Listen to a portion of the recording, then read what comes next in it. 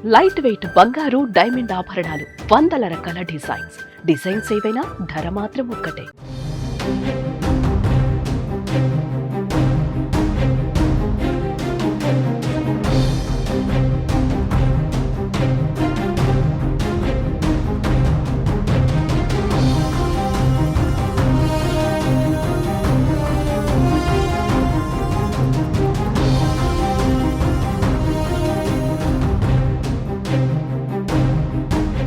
గ్రామ పంచాయతీలలో పనిచేస్తున్న ఉద్యోగులకు CM Revanth Reddy good news చెప్పారు. పంచాయతీలలో పనిచేస్తున్న 92,351 మంది ఉద్యోగులకు ఇకపై ప్రభుత్వ ఉద్యోగుల తరహాలోనే ప్రతి నెల వేతనాలు చెల్లించాలని అధికారులను ఆదేశించారు. ఉపాధి హామీ పథకం కింద పెండింగ్లో ఉన్న బకాయిలు, పెండింగ్ బిల్లుల చెల్లింపుపైన దృష్టి పెట్టాలని అధికారులకు సూచించారు. పంచాయతీరాజ్ గ్రామీణాభివృద్ధి శాఖ పనులపైన ముఖ్యమంత్రి రేవంత్ రెడ్డి మంత్రులు, ఉన్నతాధికారులతో సమీక్ష సమావేశం నిర్వహించారు.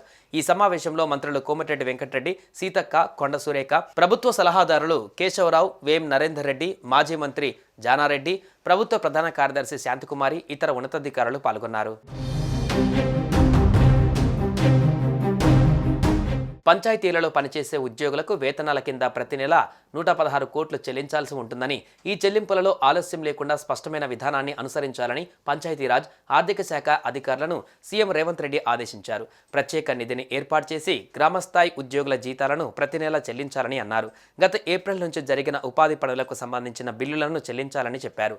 అలాగే వివిధ పథకాల కింద కేంద్రం నుంచి గ్రామ పంచాయతీలకు రావాల్సిన నిధులను ఈ ఆర్థిక సంవత్సరం ముగిసేలోపు రాబట్టుకోవాలని అధికారులకు సూచించారు.